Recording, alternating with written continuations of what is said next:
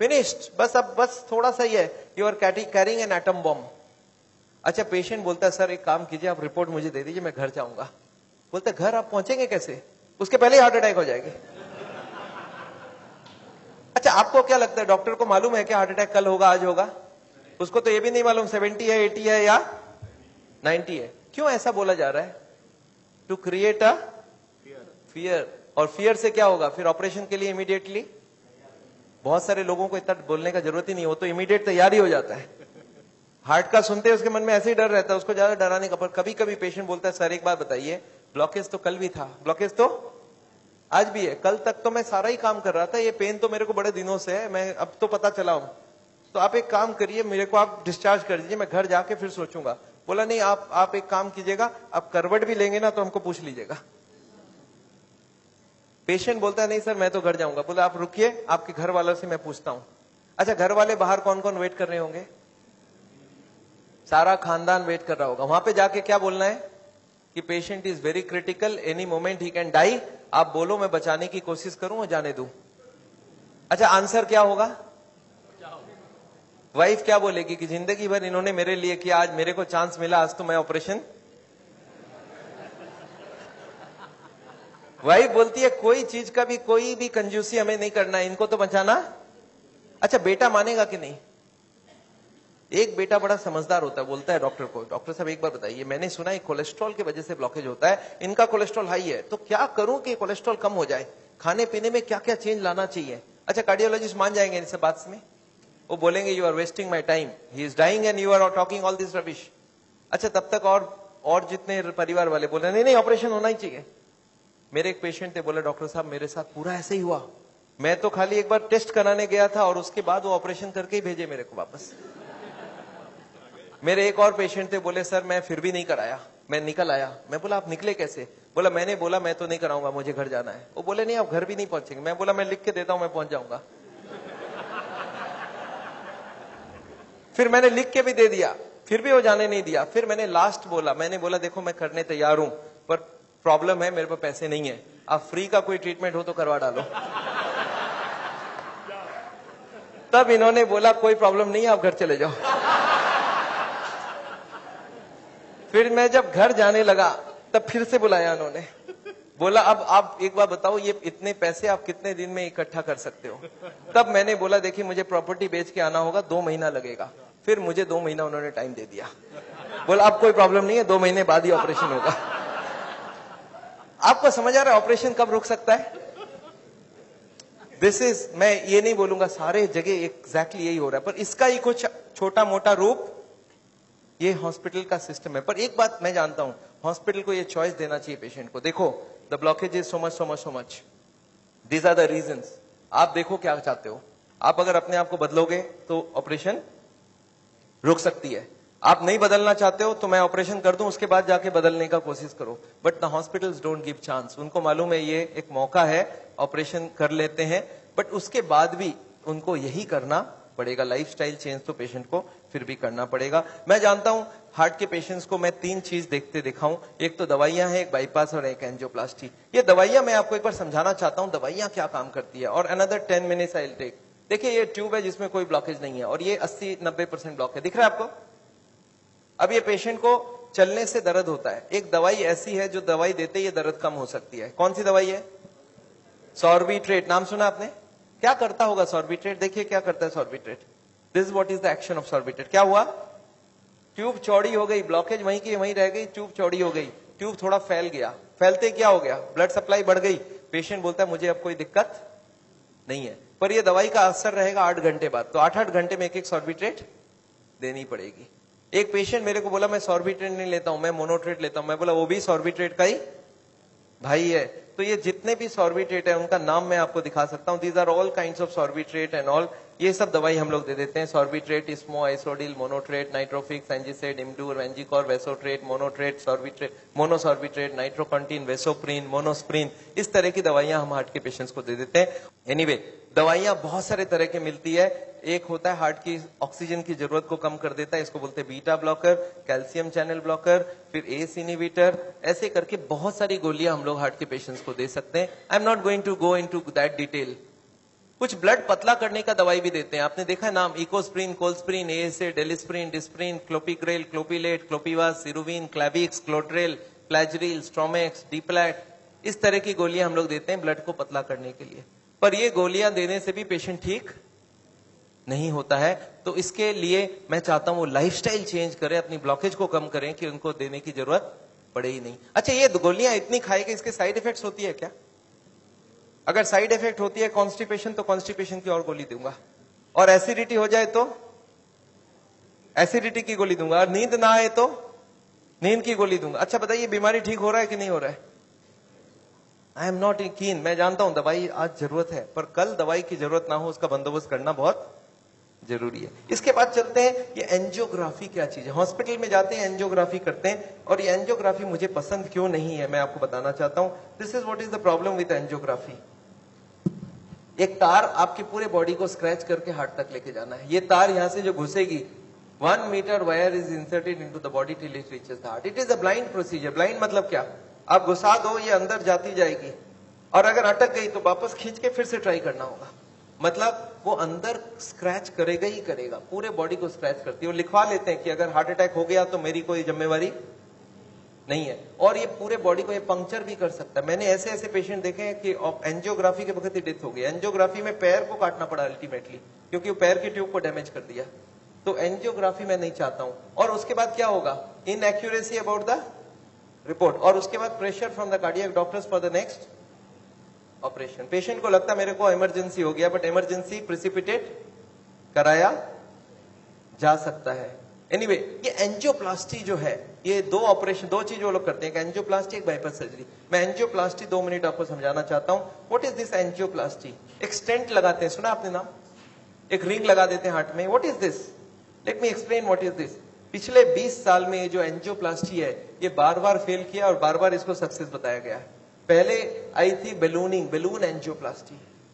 उसके बाद बहुत सारे तरह के एंजियोप्लास्टी आई, ऑर्डिनरी स्टेंट आई, फिर गोल्ड स्टेंट आई, फिर रोटा ब्लेडर आया, रेडियो एक्टिव स्टेंट आई, लेजर एंजियोप्लास्टी आई, आजकल चल रहा है ड्रग कोटेड स्टेंट। पर ये सारे के सारे फेल हुए हैं। क्यों फेल हुए एक बार समझाना चाहता हूं। देखिए, ये बैलूनिंग क्या चीज है? याद है आपको एंजियोग्राफी के वक्त तार अंदर घुसाई थी, वो कहां तक गई थी? हार्ट तक, यहां तक तार आई थी। इस तार के ऊपर ये बैलून होता है, इस तार को थोड़ा सा धक्का मारते हैं। कभी कभी कार्डियोलॉजिस्ट तार को अंदर रख के बाहर आ जाते हैं, आके बोलते हैं देखो तार अंदर है, बोलो तभी खोल दूं। आप बोलते हैं चलो खोल दो, कितने लगेंगे? 2 लाख लगेंगे। 2 लाख दे दिया। अब ये तार को ये लोग धक्का देते हैं थोड़ा और, तो तार की जो बैलून है ये बीचों बीच आ जाती है ब्लॉकेज में। अब इस बैलून में पानी डालना होता है। ये बैलून ऐसा होता है, इसमें पानी डालते बैलून फूल जाती है। अच्छा, पानी कैसे डालेंगे? आपने होली में बैलून फुलाया एक सिरिंज से? सिरिंज में पानी ले लो, सिरिंज को दबा दो तो बैलून के अंदर पानी घुस जाए। तो बाहर से सिरिंज से पानी डालेंगे तो बैलून क्या होगा? फूल जाएगी। फूलते ही ब्लॉकेज कहां गई? साइड में दब जाएगा, ऊपर कंप्रेस्ड हो जाएगी, नीचे कंप्रेस्ड हो जाएगी। अच्छा, ये बैलून को जब पानी निकाल लेंगे तो क्या होगा? बैलून को वहां पे 2-4 सेकंड से ज्यादा नहीं रख सकते, क्योंकि हार्ट अटैक हो जाएगी, 100 हो जाएगी ब्लॉकेज। तो बैलून में पानी डाला और सिरिंज से वापस पानी खींच लिया। जैसे ही पानी खींचा, बैलून वापस चिपक गई, तार को पकड़ के बाहर निकाल लिया। Angioplasty over. आपको समझ आ रहा क्या करना पड़ा? ये तार यहां थी, इसी को थोड़ा आगे किया, बैलून डाल, पानी निकाल लिया और ब्लॉकेज वापस। अच्छा, ब्लॉकेज वापस आ जाएगी नहीं आ जाएगी इसके बाद? क्या लगता है आपको? This is elastic. इलास्टिक समझते हैं आप? ये लोहा या पत्थर नहीं, इलास्टिक है। और जैसे ही बैलून निकाल लिया, ब्लॉकेज वापस आने लग गई। थोड़े साल बाद यही कार्डियोलॉजिस्ट मान गए बैलूनिंग काम की नहीं है। पहले क्लेम किया था बैलूनिंग एक बार कराओगे जिंदगी भर चलेगी, फिर मान गए काम की नहीं है। फिर क्या हो गया? फिर वो बोले इसमें स्टेंट लगाना होगा। What is this stent? Look at this, this is the blockage. दिख रहा है आपको येलो कलर की? और इसके अंदर एक बैलून डाल दिया। आपको दिख रहा है ब्लैक कलर का बैलून? बैलून में पानी डाला तो ब्लॉकेज कहां चलेगी? साइड में आ गई। जब बैलून निकाल लेंगे तो ब्लॉकेज वापस आएगी, तो यहाँ पे एक स्प्रिंग लगा देते हैं। ये स्प्रिंग क्या काम करेगा?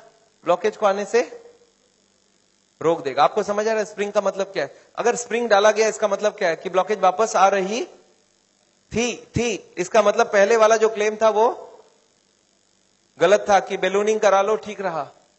इसके बाद ये जो स्टेंट लगी, स्टेंट का एक मेजर प्रॉब्लम है कि इसके अंदर से ब्लड जाएगी, और फॉरेन बॉडी के अंदर ब्लॉकेज बहुत जल्दी होती है। ये देखा गया है स्टेंट में 6 महीना 1 साल में सारे ब्लॉक आ जाती वापस। और ये जब वापस आने लगी तब इन्होंने थोड़े दिन तक तो बोला नहीं नहीं नहीं आती है नहीं आती है। थोड़े दिन बाद इन्होंने बोला कि नहीं ये स्टेंट तो खराब होगी क्योंकि ये ऑर्डिनरी स्टेंट है, इसमें एक मेडिकेटेड स्टेंट देना होगा। वो दवाई में डाल के स्प्रिंग को निकाल लेंगे, अब बहुत बढ़िया हो जाएगा। तो ड्रग की कोटिंग चल जाए। आपने देखा है चांदी के गहने में सोने की कोटिंग चढ़ाते हैं, तो वो स्प्रिंग के ऊपर कोटिंग चढ़ा देते हैं और वो कोटिंग चढ़ा के लगा दिया, पर इसके बाद भी ये फॉरेन बॉडी ही रही, इसमें वही का वही रिजल्ट आया है। अभी लेटेस्ट है कि 66% people with in 1 year will come back with a reblockage. इसके बाद है बाईपास सर्जरी, एक बहुत बड़ी सर्जरी होती है। देखिए बाईपास सर्जरी मैं इसलिए नहीं चाहता हूं, एक बहुत बड़ा सर्जरी है। एक पूरे चेस्ट को काटो और इसको काट के, इसको चाकू से नहीं कटेगा, इसमें आड़ी से कटेगी। आड़ी समझते हैं आप? आपने मार्बल फिटिंग के वक्त एक देखा गोल चक्का लेके घूमते हैं, ऐसा एक लगा के ये पूरा खुलेगी, इसको अंदर से ऐसे जैक करके ऐसे खोलेगा, अंदर में हार्ट को रोक के उसमें ऑपरेशन होगी। और हार्ट को रोकेंगे तो एक मशीन से पूरे बॉडी को ब्लड जाएगा, इसको बोलते हैं हार्ट लंग मशीन, उसमें कुछ ब्लड डाल के उससे चलाना होगा। And during this time the operation has to take place, but this operation is very complicated. Luck अच्छा हो तब ठीक है, नहीं तो कुछ ना कुछ कॉम्प्लिकेशंस रहती है, बहुत सारे लोगों की जान भी जाती है। पर ऑपरेशन के बाद क्या होगा ये देखिए, ऑपरेशन के बाद क्या होगा। ये ट्यूब जो ब्लॉकेज है वो यहीं रह गई, उसके जगह नई ट्यूब लग गई। तो ये ब्लॉकेज के जगह नई ट्यूब लग गई तो क्या हो गया, बाईपास हो गया। पर ये नई ट्यूब में फिर कभी ब्लॉकेज आएगा कि नहीं, आपको क्या लगता है? ये नई ट्यूब में फिर से ब्लॉकेज आती है। अच्छा अब तो 40 साल बाद ही आएगी ना, पिछले बार कितने साल लगी थी आपको याद है? देखिए एक वाई का जवाब सोच के देखिए, ओरिजिनल ट्यूब में कितने साल में ब्लॉकेज हुई थी? 20 से 40 साल। तो कितनी स्पीड रही? 2 से 4%, 6% पर ईयर। और एंजियोप्लास्टी के बाद अगर 2 साल में वापस रीब्लॉकेज होती है तो कितने साल हो गई? 40% पर ईयर। और बाईपास के बाद अगर 5 साल में रीब्लॉकेज आती है तो 20% पर ईयर। जो ट्यूब ओरिजिनली 2% की ब्लॉकेज कर रही थी वो अब ऑपरेशन के बाद उसकी स्पीड क्यों बढ़ गया? क्योंकि अब वो ओरिजिनल नहीं रहा। हमारी बॉडी को जब तक ओरिजिनल रखो तब तक अच्छी बात है। हमारे प्राइम मिनिस्टर ने भी 2 बाईपास कराई है, एंजियोप्लास्टी 5 स्टेंट लगाई है, पर मैं जानता हूं उसके बाद भी तो फिर से कराना पड़ा। एक बार कर लिया, दूसरी बार कराए, कब तक करा सकता आदमी? और मैं जानता हूं बॉडी में एक बार कॉम्प्लिकेशन कराना, उनके लिए तो चलो बहुत बड़ा टीम लगेगा, हर आदमी के लिए इतनी बड़ी टीम नहीं भी लग सकती है और इतना बड़ा ऑपरेशन नहीं भी कर सकते ठीक से। पर मैं जानता हूं अगर ऑपरेशन बिना ही हमारी काम बन जाए, अगर हम लाइफस्टाइल को ही चेंज करके कर सकते हैं तो हम ऑपरेशन क्यों करवाएं? And this is what is the contention. Nevertheless मैं हार्ट के पेशेंट को एक ही चीज समझाता हूं कि ब्लॉकेज अगर रिवर्स करना है तो उसके लिए थोड़ा आपको एक्यूरेसी करना होगा। What is this accuracy? You understand? This is the accuracy. इस पिक्चर को आपने देखा है, इसमें एक्यूरेसी लिखा है, कितना एक्यूरेसी है इसका मतलब? मैं आपको समझाता हूं। ये एक ड्रम है, ये ड्रम में मैं पानी भरना चाहता हूं और इसमें 15 छेद है। आप बताइए कितनी छेद बंद करने से ड्रम भरेगी? याद है 15 कारण है। अब इसमें से कितने को कंट्रोल करूं कि ड्रम भर जाए? सारे को करना होगा। अच्छा मैं हार्ट के पेशेंट्स को क्या देखता हूं, उनको कुछ मालूम भी नहीं है इसके बारे में। वो क्या बोलते हैं, मेरा कोलेस्ट्रॉल कंट्रोल है, ट्राइग्लिसराइड ज्यादा है, शुगर कंट्रोल है, बीपी ज्यादा है। मैं बोला ऐसे नहीं चलेगा, सारे होल बंद चाहिए मुझे। बोलते मैं थोड़ा थोड़ा करूं तो कैसा चलेगा? मैं बोला थोड़ा थोड़ा से काम नहीं चलेगा। बोलते मेरा बीपी कम किया हूं पर पूरा कम नहीं कर रहा हूं, 120 नहीं ला रहा हूं, 140 ही रखा हूं। मैं बोला नहीं चलेगा, मुझे सारे फैक्टर्स एक साथ कंट्रोल चाहिए। हाँ इसके लिए शुगर, बीपी, कोलेस्ट्रॉल, ट्राइग्लिसराइड आपसे कम नहीं हो रहा, मैं दवाई देके कम कर देता हूं। पर स्मोकिंग आपको पूरा ही बंद करना होगा, खाने में तेल आपको बंद करना होगा, एक्सरसाइज आपको करना पड़ेगा, ओवरवेट कम करना होगा, खाना पीना में फाइबर ज्यादा डालना होगा। अच्छा ये सब संभव है क्या लोगों के लिए? यस, क्या प्रॉब्लम है? ये तो सिंपल सी बात है, इसको क्यों नहीं कर सकते? क्यों नहीं सिगरेट बंद कर सकते? क्यों नहीं मीट बंद कर सकते? क्यों नहीं तेल घी छोड़ के आप अलग तरीके से खाना बना सकते हैं? तो all these if you do there is no problem. Nevertheless मैं जानता हूं, एक और छोटा सा चीज आपको बताना चाहता हूं।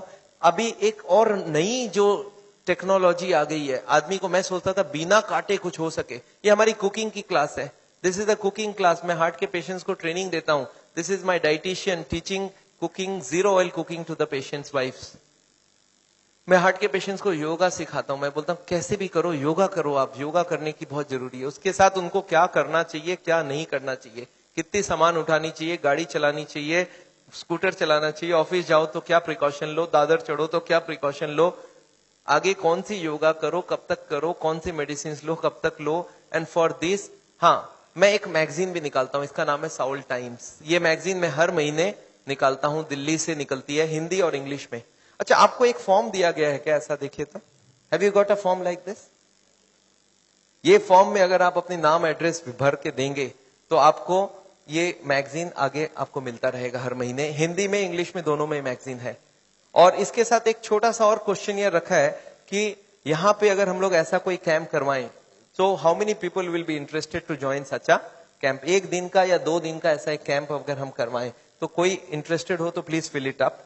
मेरे को लोग बोलते हैं डॉक्टर साहब इतनी सारी बातें अगर कैसे याद रखूंगा, मैंने बहुत मोटी मोटी किताब लिखी है। आदमी बोलता है सर छोटा सा कुछ दीजिए ना कॉपी, तो मैंने एक ऐसी किताब बनाई है जिसका नाम है पॉकेट गाइड।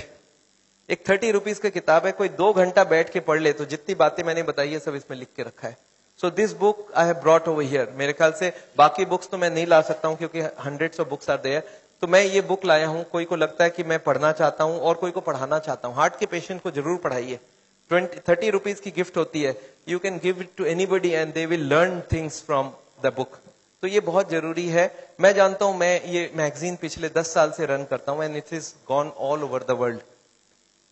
मैं एक नई टेक्निक आपको इसी वक्त बताना चाहता हूं। There is a new machine which has come which can open the collaterals. देखिए कोलैटरल्स का क्या मतलब है, ये ब्लॉकेज है। बाईपास सर्जरी में क्या करते हैं, एक नई ट्यूब लगा देते हैं। इसमें क्या करते हैं, जो हार्ट की ये ब्रांच है और ये ब्रांच है इनको जोड़ देते हैं आपस में, and there are so many small tubes, जो इसको जुड़ जाए तो ब्लड यहां से आने लगे। ये जो छोटे छोटे ट्यूब है, ये मैंने बोला था स्पोर्ट्समैन चालू करके रखते हैं, और स्पोर्ट्समैन चालू कर दिया तो क्या हो गया, उसके पास 2 सप्लाई हो गई, एक तो ये ओरिजिनल है और एक साइड वाली भी है। इसको बोलते हैं कोलैटरल। बैंक में आपने लोन लेते हुए देखा है कभी? कोलैटरल्स बोलते हैं। कोलैटरल मतलब क्या, कि ये फेल हो जाए तो दूसरा कोई होना चाहिए। तो ये कोलैटरल्स भगवान ने हमें दे के रखा है।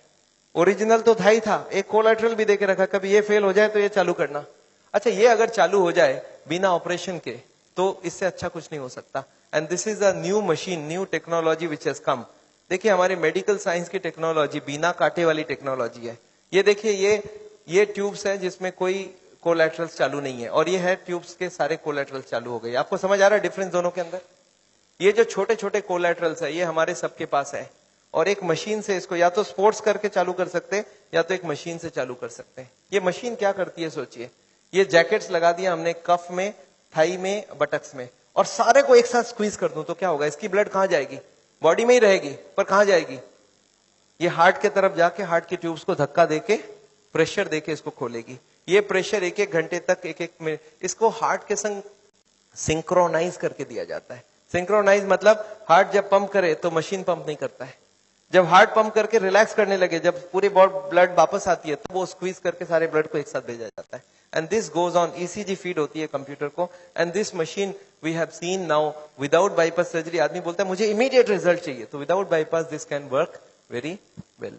तो इसको हम लोग बोलते हैं नेचुरल बाईपास। नेचुरल बाईपास समझ रहे, भगवान ने ऑलरेडी नेचुरल बाईपास हमें दे के रखी है, स्पोर्ट्समैन चालू करके रखा है। तो आप हार्ट के पेशेंट हो, आप चालू करो, आपके पास कोलैटरल आ गई तो ओरिजिनल नहीं भी होगा तो भी काम चल जाएगी। और एक मैं जैसे ही, हाँ एक और ट्रीटमेंट आई है जिसको हम लोग बोलते हैं बायोकेमिकल क्लीनिंग। ये अभी बहुत अच्छी रिजल्ट आ सकती है। कुछ केमिकल अंदर डाल के ब्लड में उसको अंदर से गला लिया जाए। जैसे किचन में आपने सुना नाली जाम हो जाए तो क्या करते हैं हम लोग, कुछ केमिकल डालते हैं अंदर से, तो ये केमिकल की भी ट्रीटमेंट आजकल चल रही है। बट अभी भी इसका रिजल्ट्स हर आदमी में सेम नहीं आता है, but results are still there. बहुत सारे ऐसे पेशेंट है जो 30-40% तक ब्लॉकेज इससे कम हो सकती है। नेवरदिलेस मैं समझता हूं मैंने बहुत सारा लेक्चर आपको दे दिया है। कोई ने मेरे को बोला था एक बार कि डॉक्टर साहब कभी भी किसी को आधे घंटे से ज्यादा लेक्चर मत दिया कीजिए। मैंने बोला क्यों? बोला आपने स्कूल, उसके बाद दिमाग काम नहीं करता है। मैंने बोला क्यों ऐसा बोल रहे हैं? बोलता आपने स्कूल कॉलेज में देखा है कभी भी पीरियड्स 40 मिनट से ज्यादा नहीं रखते हैं, उसमें 5 मिनट आने जाने का वेस्टेज गिन लो, आधे घंटे ही चलेगा दिमाग। मैं बोला पर मैंने देखा आप टीवी देखते हो तो 2-3 घंटा देखते हो एक साथ। बोलते नहीं वो इंटरेस्टिंग हो तो देखते हैं। तो मैं जानता हूं आप हमारे साथ बैठे हैं 2 घंटे के लिए और आपको जरूर इंटरेस्टिंग लगा होगा। मैं फिर से धन्यवाद देना चाहता हूं ये हॉल को अरेंज जिन लोग ने किया उनको, श्री माफत लाल जी को जिन्होंने आपके लिए ये लेक्चर कराया है। और अगर आपको लेक्चर अच्छा लगा तो उनके लिए फिर से एक बार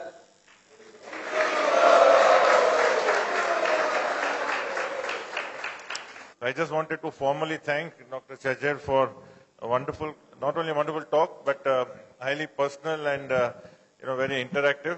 and particularly the stamina and energy that is shown at the end of the day. Just came back from Hyderabad today. So I think we should give him a much more warm welcome.